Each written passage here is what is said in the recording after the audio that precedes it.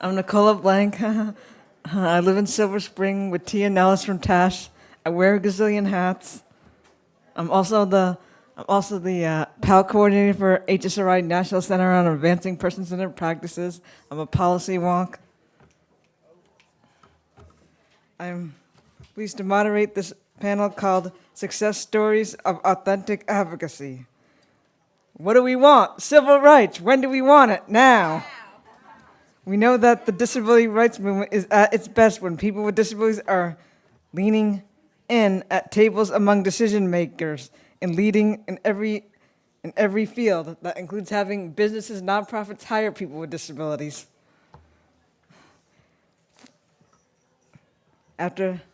We are now going to meet 4 remarkable self-advocates here today. After they each present, we will engage in a Q&A. How do you say the names? Isla, I-L-A? Isla. Eckhoff of BlackRock.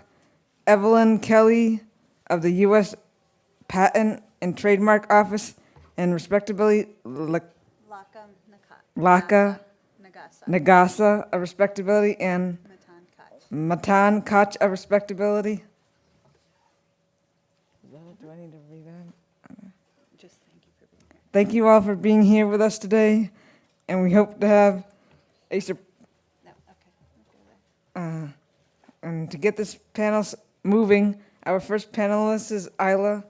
She's a powerhouse professional and a self-advocate working for BlackRock as a managing director, which is the world's largest asset manager with $6.5 trillion in assets under its management. Wow.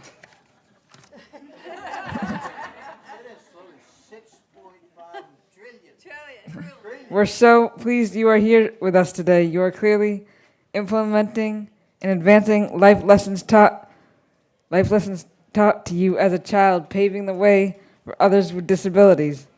Would you please share your story of self-advocacy with us? Let her rip.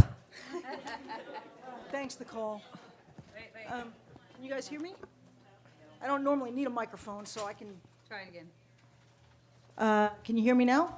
Yes. Okay. Hi. So my name's Isla Eckhoff. I'm a managing director for BlackRock, which, as Nicole indicates, is the largest asset manager in the world. I've been at BlackRock for 19 years, but I've been in financial services for 35. BlackRock is my 10th firm, so it's been an interesting adventure. I actually have cerebral palsy from the hips down. I was born with CP. I came out 2 months early. My mom and I only had a 50-50 chance of making it, but she said she knew I was going to survive because once they fed me in the nursery, I screamed loud enough to get fed first. So that was a good sign. My dad told me when I was about 5 that congratulations, I was going to walk into a room because I walk with a cane and you kind of can't miss me, even though I didn't self-disclose till about 5 or 6 years ago, that congratulations, you're going to have to be better, smarter, and faster to be thought of as an equal.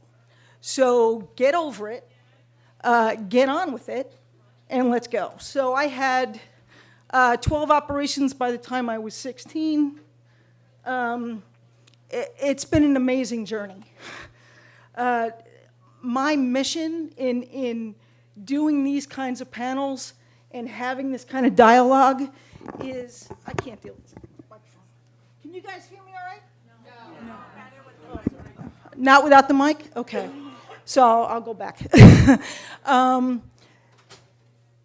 My mission as a self-advocate is to teach people with disabilities to advocate for themselves, right? I had to learn to do this by myself. I had a father who, no matter what obstacle I hit, the question was always the same. How bad do you want it? And how much are you willing to give up to get it? Right? So I didn't walk for 2 years. At one point, I missed 3rd and 4th grade. I had a tutor, and I came back to school when I was ahead. Because my mission, as my father told me when I was 5, is I had to be better, smarter, and faster. So it wasn't enough for me to just do the work. I had to figure out how to do it better. It always took me longer. I always had to wake up earlier. I had to do more work to get to school, to get to work, traveling. So once I started my career, it was a little funny. I thought when I went to college that I was going to be a doctor. Then I realized that organic chemistry and I didn't get along. So that wasn't the first time I experienced failure. And the other thing people need to understand is I have learned much more from failure than from success. So I embrace failure now. I actually kind of look for it because those challenges that I then overcome make me better, stronger, and faster for the next thing, right? So resilience is something you have to build. It doesn't happen overnight. You know, it's not one incident that teaches you resilience. It's a full life experience. So fast forward, I went to work for Arthur Andersen, and they said, well, you're going to have to travel a lot. Is that a problem? I said, no, that's not a problem, but if you're going to need me to ride a bicycle, we're going to have a problem. Because that's the one thing I can't do, right? So then I went to BlackRock. 2 years ago, we launched an ability network. Why ability? Is because I'm sick and tired of talking about all the things that people with disabilities can't do, right? The dialogue needs to change. The language needs to change. It's about what we can do. And we illustrate that by example. We illustrate that by pushing forward. So I mentor tremendous amount of kids both at my firm and throughout the industry. I'm always looking for different opportunities to connect with people so that they understand. We have to tell our story, right? Until 5 or 6 years ago, I also sit on the board of the Cerebral Palsy Foundation. Until I did that, I didn't self-disclose, right? Because I used to go into job interviews and put my cane under the desk. I would try to get there early enough so I could hide it somewhere and then find a chair to sit down so that when I did my interview, it wasn't even a discussion. They couldn't see it until I left, which gave me an opportunity first, right? Thank God it's not the 60s, 70s, and 80s anymore, and the world has gotten better, right?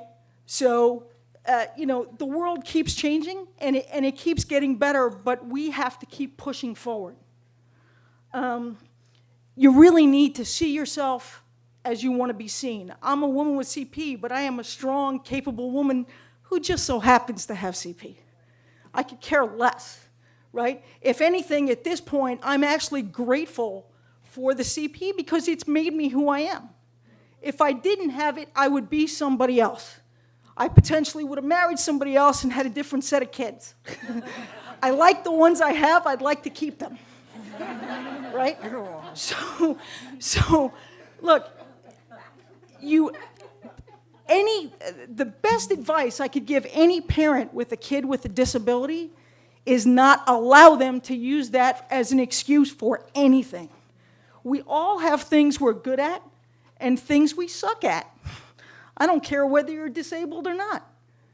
The thing that the person with disabilities has to do is figure out what they're good at and what they're not. Focus on what they're good at so that they can minimize those limitations.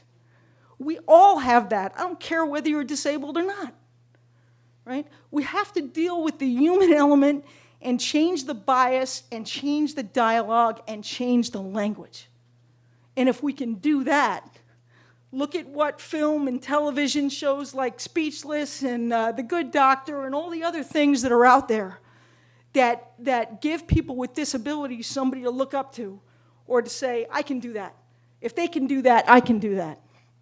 Right? If a kid could be in a starring role who can't speak in a wheelchair can do it, I can do it. Well said.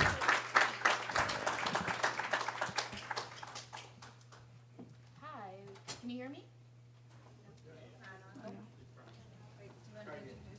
Here, 1 second, 1 second.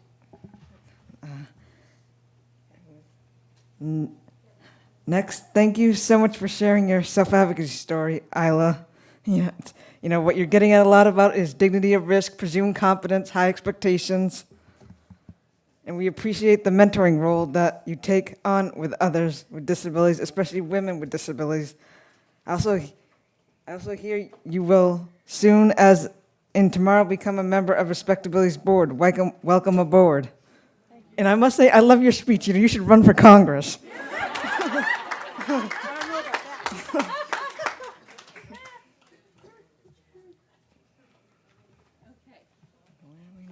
so now we're gonna, here. Next, we're going to introduce Evelyn Kelley, our next panelist. Thank you for joining us today, Evelyn. You're a what is it? Venerable. Venerable trendsetter as a self-advocate, successful attorney with the U.S. Patent and Trademark Office, and former fellow with Respectability. Will you please share your story with us? Take it away. Let her rip. Hi, so my name is Evelyn Kelley, and I currently work as an examining trademark attorney at the USPTO. I guess my success story begins with the ADA because I was born the year it was passed, and therefore I was a part of a generation that had more resources and protections than any generation prior. And I didn't really need it until I was about 7 when I was diagnosed with sensorineural hearing loss in my right ear and total deafness in my left ear. So I do not hear very well, and when I ask, can you hear, I mean it because I have that problem. So it was a challenge early on. My parents didn't really know what was happening to me. They just thought I was ignoring them on purpose. And I had tinnitus, so I thought that was like a super secret superhero call to action. That's what 7-year-olds think. And it's hard to kind of navigate that space. But once I was fitted with hearing aids and FM transmitters in school, it was interesting because I just accepted it. This wasn't anything different. This wasn't anything to be ashamed of. I just got to pass this FM transmitter off when I went from class to class, and my classmates accepted it as well. And I just think it speaks to the malleability of children to just take things as they come and move on. And so when you speak as like, does my disability or does my hearing loss affect me? Well, yeah, I mean, it's me. It means the kind of where I sit at the table. It's kind of movies I go to watch. Thank goodness for FCC mandated closed captioning because I learned to read really, really quickly, and I consistently laugh before everyone else because I get the joke that much faster. So I went through school. I learned to read a lot. So if I missed anything the teacher said, I would read it. If a teacher is teaching you A Tale of Two Cities, you have the book in front of you. There's nothing that she can't tell you that's not in a book or in a synopsis, or you can't talk about with your friends, or you can't talk about with other students. It's just being creative and finding ways to make sure that you don't miss the information that you need to succeed. And so I did that. I did that a lot. And I got accepted to Stanford University, and I moved 3,000 miles away from my parents, and I really had to be an advocate for myself from then on because I was out there without their support system, and it was just me. So when I needed something, I had to speak up in class. When I needed closed captioning or real-time captioning, I had to walk myself to the office and say, hey, I need this. And I needed to not be afraid of being that person who had someone sitting next to them because I needed to do what I needed to do, and these people couldn't carry me through the rest of my life. I needed to stand up and speak out for myself. So I learned to do that in college, but it wasn't really until I left college that I really became more aware of the disability community. I mean, I volunteered, I taught kids with special needs how to swim, and I raised money for the Make-A-Wish Foundation, but I didn't really understand the impact of what disability means in America and how multifaceted it is and what the range of it is and what that looks like. And because it's not present, it's not there for everyone to see. It's so personal, so private. So when I considered my hearing a personal part of myself, I don't walk up to someone and say, hey, I have hearing loss, so you're gonna need to speak up. I wait until that person is talking so low or they were lost, that I was lost in conversation. I was like, I don't remember your name. I'm pretty sure I never heard it. I don't know what you do. So all of that is a part of living and learning and growing and learning how to speak up for yourself. And I think my parents did a great job because similarly, my dad was never the one to say, oh, that's okay. He's like, don't tell me you can't do it. Don't tell me that. Because I could do it. I just didn't want to put in the extra effort that I had to do it. But thank goodness, you know, once he learned that I actually wasn't ignoring him, he just started speaking louder. And he was like, no, don't tell me you can't do it. So now what I do and how I consider disability and what it means to be a self-advocate, I think it's just being increasingly visible, because there's someone who's not being visible and they need you to be there speaking up for yourself so they know, and most likely they're not the only person in the room who needs an accommodation. Everyone needs accommodations. It doesn't matter what you call it. It means taking a week off, if it means getting a real-time caption telephone, whatever it means, you need to ask for it because someone else doesn't have that voice yet. And they're still learning, because America is still learning, to give them that voice, to show them that that's what they can do. So thank you. Well said. Thank you so much for sharing your story, Kelley. You are quite an exemplary self-advocate and role model. Like me, you gained and honed many skills as a fellow with Respectability, for which we're most appreciative of. Control your own destiny or someone else will. Okay, who's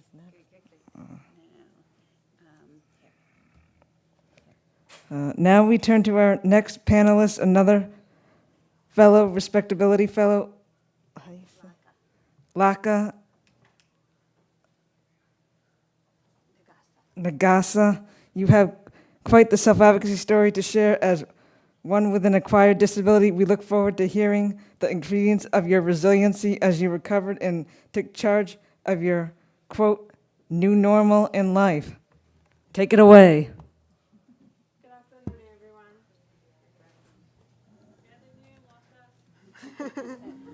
You got this.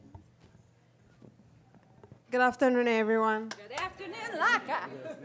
My name is Laka Negassa. I am a policy fellow working under RespectAbility's policy director, Philip Kampali, and I'm also a traumatic brain injury. As a result, I stutter, so I'll excuse me when I read most of what I want to say. Thank you. Let me start by thanking Respectability for giving me this opportunity to share my perspective, which I hope will inspire, motivate, encourage people who are in the same shoes that I was in. My newfound journey living as a person with an acquired disability. This journey began in January 2013 when I was hit by a snowplow truck as a pedestrian waiting to cross the street, and then dragged close to 80 feet in Cleveland. The only organ in my body that was functioning at a bare minimum was my heart. All my other organs were lacerated and bleeding heavily. There were multiple bone fractures as well. I was in a coma for close to 3 weeks, and I had to undergo 5 major surgeries. I pushed through almost 3 years of physical, occupational speech therapies, as I had to relearn how to walk, write, understand, and then process information, and then generate easily understood information. I was like a baby growing up and learning new skills. Thanks be to God, I'm in an excellent health condition, all better, and I'm getting my Master of Public Health degree at George Washington University, Milken Institute School of Public Health.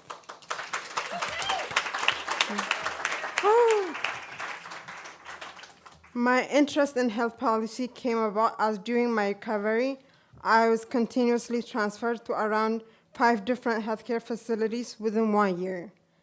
This was my first encounter with barriers to healthcare that the many people with disabilities come across, unfortunately, on a regular basis, especially people of color with disabilities, especially immigrants with disabilities, especially women with disabilities. So put that all together and you got me.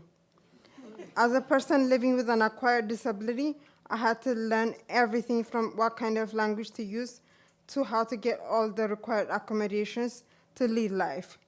My family and I didn't know anyone living with a visible or physical disability close to us. It was a whole new world we had to navigate through. Lessons learned from this journey: live each and every moment being grateful. Also thanking God that you are alive and are able to make a difference. Don't ask why did this happen to me. Instead, be grateful that you're still here and breathing, and then work with your new self. Figure out what areas you need support or extra support with. Also areas that you excel in. There's no denying there will be challenges dealing with your new self. For the areas you need support with, try to find many resources. Very importantly, make use of all the resources that are at hand. First, I've been blessed with an amazing family who were there through it all. As explained, the accident happened in Cleveland, Ohio. My mom and one of my sisters stayed in Cleveland with me for almost 1 year while I was receiving care. My dad, who at that time was the only source of income for my immigrant family, used to drive almost 6 hours every Friday after work and had to go back Sunday late afternoons for the entire time. My family's presence and support for me through the painful moments is part of why I'm here, sharing my story and experience. Family support is critical. Also, be sure to listen to and make use of all the resources at hand. I had a number of amazing healthcare professionals. If I start naming them and their title, it would take the whole day. But of all of them, I have to talk about Judson Richardson, who was and still is an incredible support and just an amazing human being. Judson is a social worker at National Rehabilitation Hospital of MidStar Washington Hospital Center. Because my insurance didn't allow for regular psychologist visits, Judson stepped in while I was getting physical, occupational, and speech therapies. He was the one who encouraged me. He also made me believe in myself, and as a result, I believed in God even more. He's the one who first made me feel like all my dreams are possible. I shared with him that I want to study health policy, that I was inspired by my journey navigating America's healthcare system, which had some very unpleasant moments. Yet, there was Judson and other healthcare providers like Judson who worked very hard to deliver superb care in some facilities. I am so grateful to him and others like him. Here at Respectability, I have learned so much. It is my first experience working with a disability advocacy organization. I've gained such a valuable experience, such as I'm learning what an advocacy group needs to do when raising an issue at every governmental level, whether it be county, state, or federal. I'm learning how to be sensitive to political and ideological differences so they don't become a roadblock to advancing the issue's agenda. I'm learning how to raise an issue a group may be facing, putting forth policy solutions to the problems or challenges. I'm refining my research skills, analyzing different aspects and areas. I'm refining my communication skills, learning to confidently express my ideas, my story, and my perspectives. Speaking here today is a prime example of these opportunities. With thanks to respectability, I especially want to say thank you to Jennifer, Philip, and Debbie. So to close, I want to say I hope my story has given you hope and renewed appreciation for life. I am here today sharing my story and life lessons with you because of my belief in God, my devoted family, my strong will, my focus on gratitude, people like Judson in our age who helped me realize that my dreams can become my reality, and RespectAbility's believe in me. Thank you very much, and hope you enjoy the rest of the program. Thank you. Well said. Wow, thank you so much for sharing your powerful story, Laka. You have traveled a challenging road. As a woman of color and immigrant with an acquired disability, I believe Judson of the National Rehabilitation Hospital, whom you mentioned, is here with us today. Judson, where are you? Thank you for being a role model. Don't be shy. Lead on. Laka, we wish you the best of luck in your future endeavors. where you will surely make a difference for the better, like medically underserved population designation is one thing we would love to see. Last but not least, our final panelist is Matan Koch, Respectability Special Advisor, the second lawyer on this panel. After all, it wouldn't be a DC event if lawyers weren't overrepresented. Matan, take it away. Lead on. All right, let's see if we can get me lined up with the mic. All right. How are we doing? All right, great. So it's interesting, I was introduced as a lawyer. I'm also senior advisor at Respectability, but my goal today is not to tell my self-advocacy story through my legal career. If people are interested in that, you can look it up, you can read about it, you can watch videos on YouTube. We got such a wonderful set of that already. What I wanted to share was a different self-advocacy story in my life, the one that sort of brought me to where I am today, because I don't actually work for Respectability as a lawyer. I mean, occasionally I pitch in, but mostly I'm here helping to boost and build our faith-based inclusion work, including a Jewish leadership program that we are putting together in Los Angeles. And I want to talk a little bit about why, for me, that's the culmination of a different self-advocacy journey.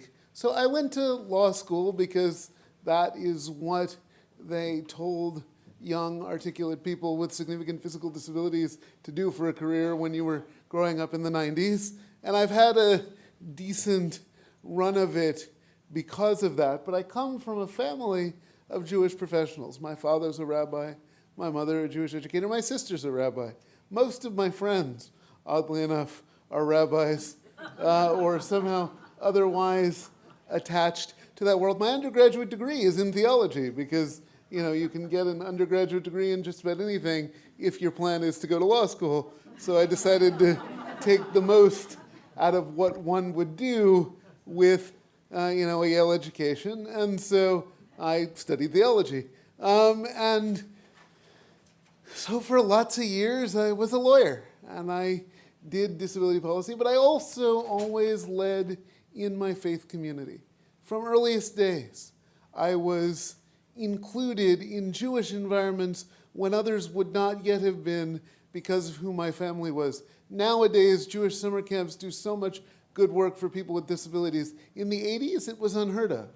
In the 80s, that wasn't yet something that was done. We were just beginning to pioneer the idea of, segregated camps for kids with disabilities, let alone integrating the fully inclusive ones.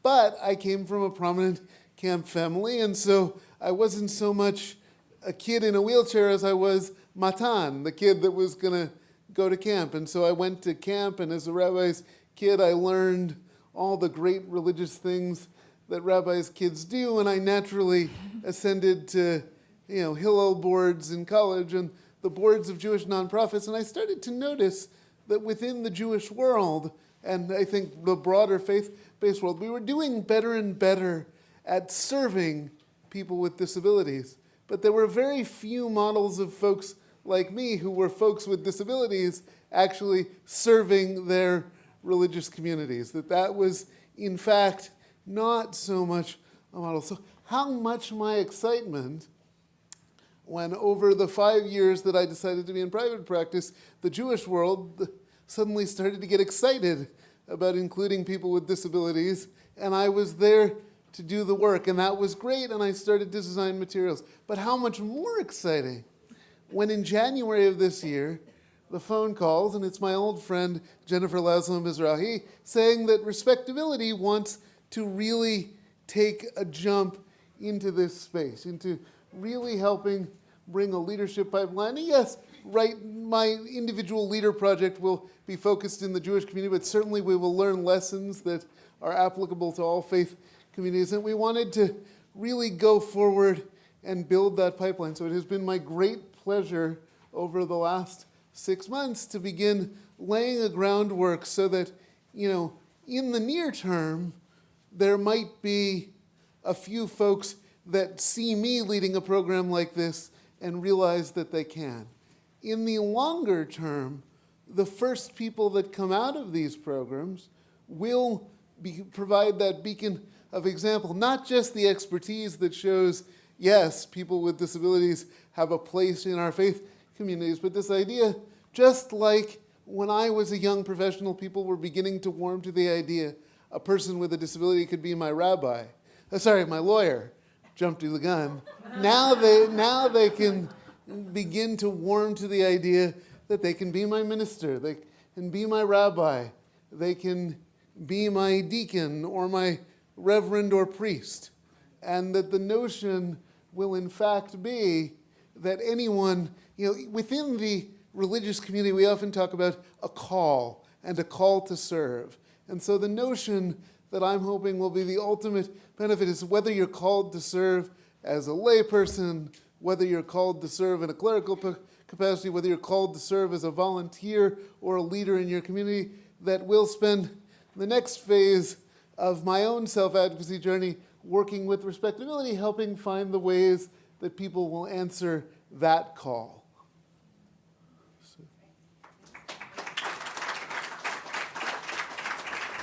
Well said, Matan. What a powerful story to conclude our panel. You were quite motivational. Respectability is very fortunate to have you on its team. Next, do we have any questions from the audience? Ask away. Hi, my name is Vera. I work for the Easter Seals Disability Staffing Network. And I have a question, I guess, for the entire panel. One of the themes that I heard a lot that people were addressing were the idea of self-determination and focusing more on your abilities and not using disability as an excuse to be able to achieve your goals. But at the same time, we talk a lot about being a self-advocate and being able to request the accommodations and the supports that you need in order to be successful. And I know myself as being a person with a disability, as well as the people that I interact with, that we are uncharacteristically resilient and we fight through whatever barriers come our way, but at the same time there are access needs that need to be addressed. So I'm just kind of wondering, and I'd love to hear from our panel of self-advocates how they reconcile that self-determination with the need for accommodation. Good question. Thank you.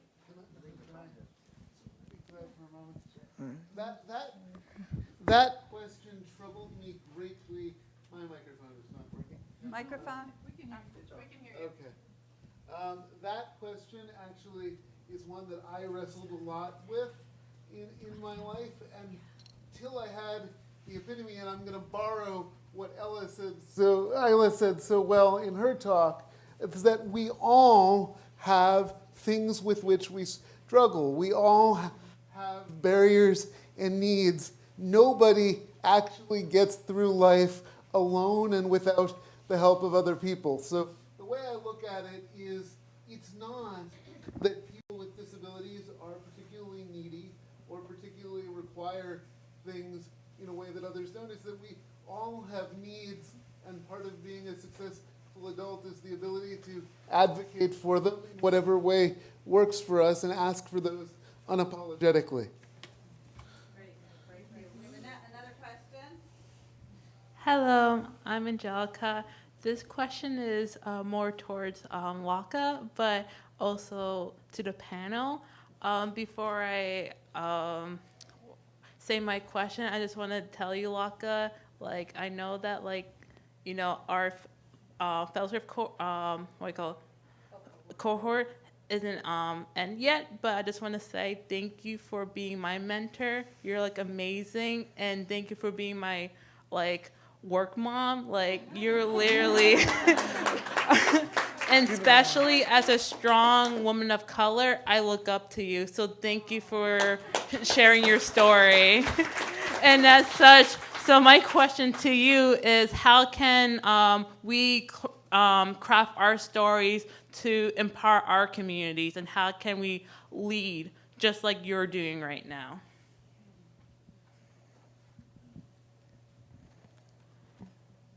That's a very hard question, but I think you have to start with being real with yourself. That's where it all starts.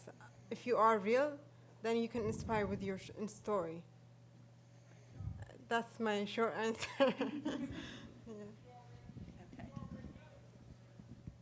Oh, hey.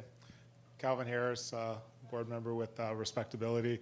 I did have a question in regards to, I guess, kind of reframing the question asked earlier about privilege. Like, I know a lot of times you know, in regards to self-determination, not everyone can afford tutors. Not everyone can afford various access. So in sort of promoting the the hard work and determination that you've all just truly gone through to achieve a lot of the things that you've done, and promoting and telling your story, how do you sort of navigate between the lines of privilege and self-determination as discussed? I mean, maybe I'll go first. Thanks. I am grateful every day for what I can do and recognize that I'm incredibly fortunate that my parents made enough money to find me the best surgeons to do whatever they did, even though the surgery they did on me as a kid was experimental, so everything that could have gone wrong kind of went wrong. To the point where I used to dream about hanging my surgeon from the Brooklyn Bridge and beating him with a bat. And that's kind of what helped me sleep at night, as weird as that is. Look, to say I'm grateful is such an understatement. Every day I know that if it took 5 more minutes for my mother to have gotten to the hospital, instead of being able to walk and be ambulatory by myself, not only would I potentially be in a wheelchair, but I might not even be here, right? So my parents told me my own story from a very early age. That's why I think, if it's not a parent, then have it be a mentor, have it be a friend, have it be somebody. Everybody needs somebody to believe in them. And whoever that is, that person has to just push, because if you don't push, you're never going to know what you're able to do. Surgeons would say, oh, if we don't do this operation, you're not going to walk. Okay, so we go do the operation. Oh, you're not going to walk for a year. And my dad would look at me and say, what do you say we do it in 3 months? I'd be black and blue trying to get up and walk it in 3 months, but because he and I made a deal, generally I was weeble wobbling my way in 3 months. So everybody's got to pick their own spot. The purpose of these kinds of panels and everything that Respectability is trying to do is to highlight sort of the beauty of the human spirit and the fact that everybody can do things, but you have to be able to see through all the nonsense. And regardless of, you could pass all the laws you want, but there is bias. There is conscious bias, there is unconscious bias. And if people with disabilities don't take ownership of their own future, we're never going to get to where we all need to be. Thank you. Amen. Evelyn, do you want to also answer that? I think privilege is a loaded word in every case. Both of my parents are self-made. They both went to law school while working full-time jobs. So for 4 years, my dad was going to law school. Another 4 years, my mom was going to law school. And so when I say I'm a self-advocate because I got their confidence. I've seen people push and pull to both ends of the earth to make it to a ball game, but also study and also cook and also getting up for work at 5 a.m. the next morning. So I think that kind of belief in seeing someone live that life, you can pull from that. You don't have to directly pull from a monetary source or someone with an direct example of your exact disability. You can see someone who has inspired to be something, and that will give you the confidence to eventually be the kind of self-advocate you need. Self-advocate is a misnomer. I got that from somewhere, and I got that from somewhere. I just want to add that the other element of recognizing one's extreme privilege, and I also had extreme privilege, is you sort of have to look at the question once you've made it a bit of how do I extend those same opportunities and supports to those who did not have the privilege that I did? How can I try to make it so that what I enjoyed because of my privilege is available to those that did not have the privilege that I did to start out with? And I see that as a paramount responsibility of recognizing the privilege that I had. Thank you. Awesome. Okay. I have a question. Thank you all so much. This panel is great. Wanted to know, you all are talking about self-advocacy and being able to, actually standing up and speaking out. One of the things that you mentioned earlier was the aspect of sometimes how we would, the word that you used was self-disclose, like you wouldn't self-disclose. And so what are certain things now that you all are doing, now that you all are being way more vocal about it? What are some of those things that you all are doing, and how can caretakers and CNAs, support this process and that? I kind of wear this on my head. I guess because I'm not exactly super visible with my hearing loss. It's one of those things that was extremely personal to me for a while. Mostly because I would have to actually disclose it. You can see certain things about me. You can see I'm a Black woman. You can see certain things about me, but you didn't see that. So I guess once I understood that it was just as much a part of me as the kind of person I am and what it makes me, then I realized that there was no need to be ashamed, because I'm not ashamed of the person I am. So why would I be ashamed of part of the person I am? I'll just make one other quick comment. So I helped launch an ability network at BlackRock that now has 400 people in it globally, US, Europe, Asia Pac. We started a buddy list within the firm. So if you've got CP or want to know something about CP, call Eckhoff. And there's 50 to 100 of us that have put their names on the buddy list. So if whatever they want to disclose that's out there, right? And we now have an employee opinion survey, so that we're now looking to get some numbers and metrics around it. And our second year will be September, but according to our HR department, there are 3 times as many people who have disclosed having a disability in the past year. So from when we launched to a year later, it stated about, 2%, and now 3 times as many people have disclosed in the past year than prior. So all of this is incremental, but we have to keep plugging a little at a time, right? And those of us that are out there that feel comfortable have to speak up, to Evelyn's point, for all those that are not yet comfortable enough to do it. I had a question. This is Candace Cable over here. Over here. Thank you all for this panel, because advocacy is something I think that we talk about a lot, and sometimes it needs to be demystified. I would like to know, from each of you, just one thing. How do you deal with the emotional and physical labor that it takes to be an advocate as self-care? What kind of self-care do you do for yourself so that you can continue on with the work that you do?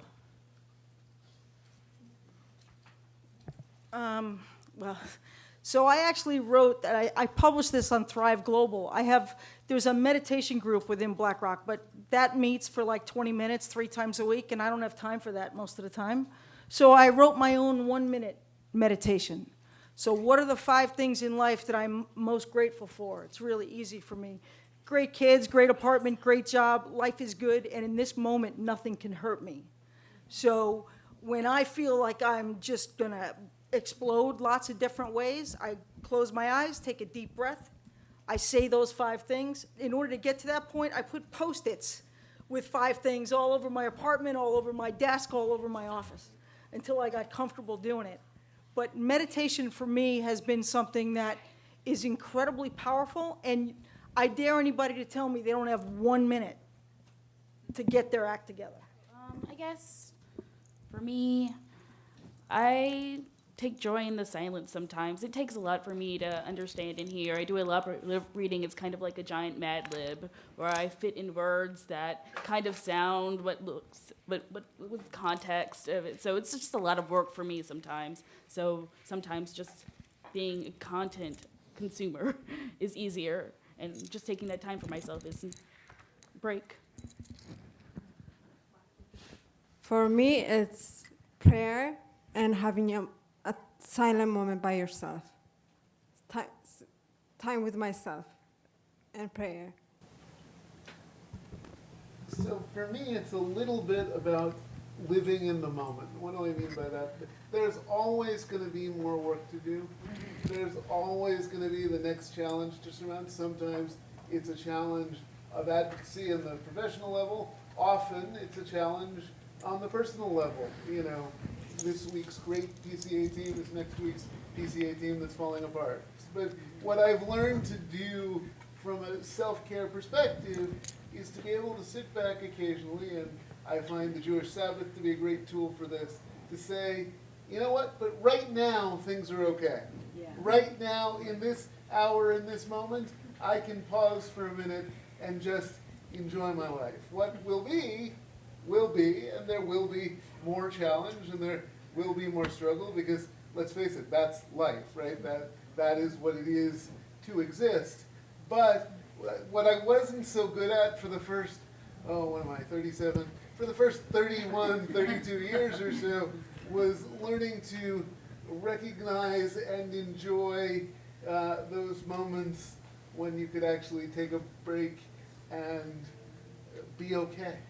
I'm Nell Richardson, and you guys are just absolutely great. And I myself has an invisible disability, and it's really challenging sometimes when you are transparent.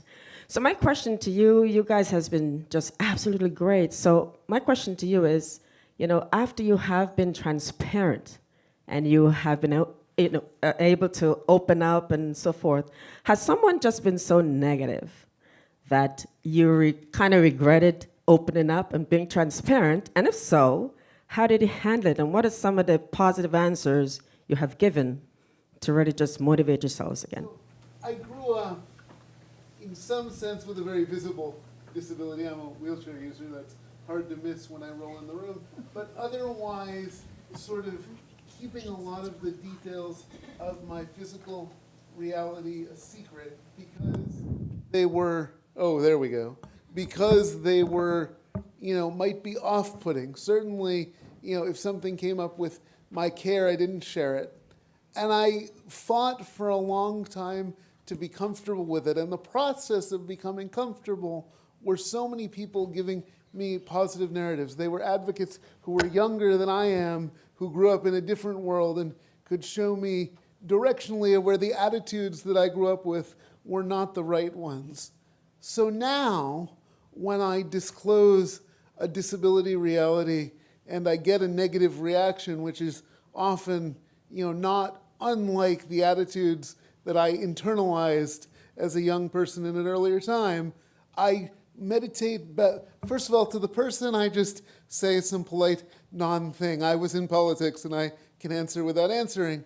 But to myself, who's really the person that needs a way to reconcile the ugliness and pain of the reaction, I run through all of the positive tropes that next generation taught me about how to be comfortable and in touch with who you are, who I am, and remind myself that the internalized attitude of the person that made me perhaps not feel so great is no longer mine, and I don't have to take it back in. Well said. I think it depends on the time and age that you're at, right? So what I would have done in my 20s and 30s would have probably been pretty more aggressive and not as pleasant as what I would do today, right? So, at this point, trying to be very focused in this space, and I don't want to take in a bunch of negative nonsense. So if somebody's just being negative and I think they're too ignorant and it's not worth my time, I'll just walk away. I wouldn't even respond. I'm just going to walk. If I thought the comment that was being made was totally innocent and maybe they just don't know any better, somebody said to me in the office the other day that I didn't realize that when you go out on maternity leave, that's short-term disability. So I used to start talks with, congratulations, any women in the room, if you've had a child, welcome to the family. That's short-term disability, right? So that kind of thing is innocent and easy to fix. But if it's ignorant, I don't really want that negative energy. For the most part, I'll generally walk away. I guess maybe the best thing about hearing loss is I don't hear a lot of the negative comments. Good so one. It's really easy to let those things roll off my shoulders, but you don't know, it doesn't hurt you. But when people respond with kind of like, oh, what does that mean? Well, it's easy enough to explain to them, and I want them to have some understanding. It's more than likely that they've met someone or they know someone, and it's actually kind of surprising how often it comes up that they know someone else who has hearing loss. And so I know that I'm just educating people, and that's fine. Well said, everyone. That concludes our panel.